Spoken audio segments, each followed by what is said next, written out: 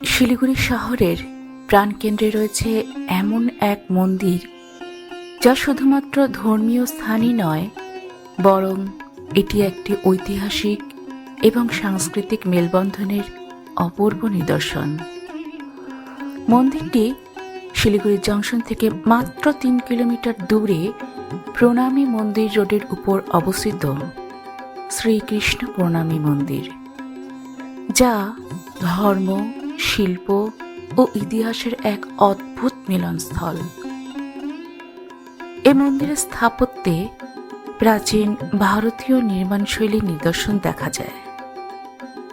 শ্রীকৃষ্ণ প্রণামী ধর্মের একটা প্রাচীন ইতিহাস রয়েছে। এই ভাবধারা শুরু হয় আনুমানিক ১৭০০ শতকে ভারতের গুজরাটে। এই ধর্মের প্রবর্তক ছিলেন শ্রী দেবচন্দ্রজি মহারাজ, যিনি প্রণামীরাজ মহারাজ নামেও পরিচিত ছিলেন। প্রণামী ধর্মে মূলত শ্রীকৃষ্ণকে প্রধান দেবতা হিসেবে উপাসনা করা হয়। প্রণামীরাজ বিশ্বাস করতেন যে ধর্মের প্রকৃত উদ্দেশ্য হল মানুষের মধ্যে ভক্তি ও প্রেমের বিকাশ ঘটানো, যা শুধুমাত্র নির্দিষ্ট রীতিনীতি এবং আচার অনুষ্ঠানের মাধ্যমে নয়, বরং সৎ জীবনযাপনের এবং মানবিকতাকে উপলব্ধি করার মাধ্যমে অর্জিত হয়। তার মতে সব ধর্মই একই মূল সত্যের দিকে নির্দেশ করে। তার শিষ্য স্বামী প্রাণনাথ গুরুর শিক্ষাগুলোকে সমগ্র ভারত তথা সমগ্র বিশ্বের বিভিন্ন অংশে বিস্তৃত করেছিলেন। প্রণামী ধর্মের মূল গ্রন্থ কুলজম স্বরূপ, যেখানে ধর্মের মূল নীতি, উপদেশ এবং দর্শন অন্তর্ভুক্ত রয়েছে।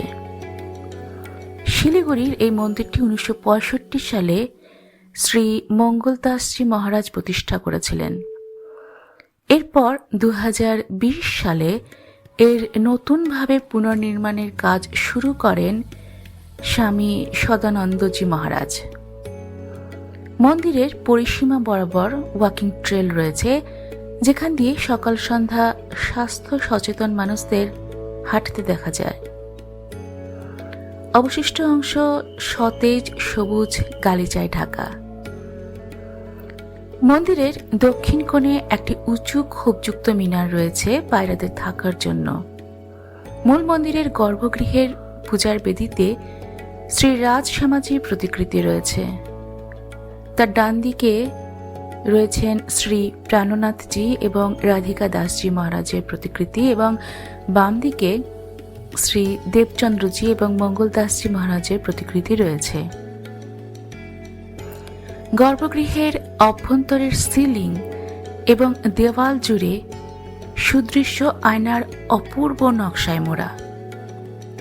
এছাড়া চারপাশের দেওয়ালে বিভিন্ন পৌরাণিক কাহিনী মূর্ত করা রয়েছে।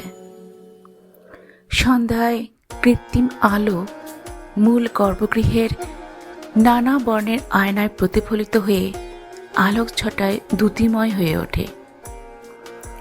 দ্বিতল মন্দিরের প্রবেশদ্বার, খিলান ও চূড়া, গর্ভগৃহের উপরিভাগ এবং মূল মন্দিরের বাইরের চারপাশের দেওয়াল জুড়ে রয়েছে বিভিন্ন পৌরাণিক কাহিনীর খোদাই করা মূর্তি, সুদৃশ্য চিত্র এবং সূক্ষ্ম জটিল নকশার কারুকাজ, যা ধর্মীয় এবং সাংস্কৃতিক ইতিহাসের উপর আলোকপাত করে।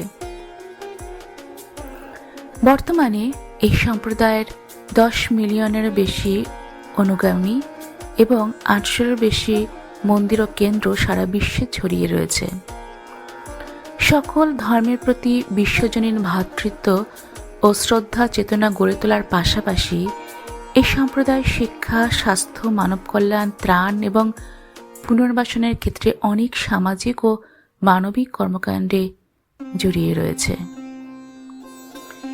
এই মন্দিরে এসে একদিকে যেমন ভক্তরা তাদের ধর্মীয় আচার অনুষ্ঠান সম্পাদন করতে পারেন, তেমনি পর্যটকরাও এর সৌন্দর্য ও স্থাপত্যকলা উপভোগ করতে পারেন।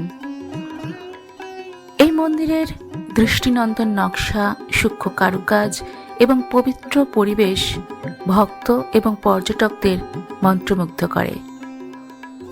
ফেরার সময় সূর্য যখন আকাশে লালিমা ছড়িয়ে ডুবে যাচ্ছে,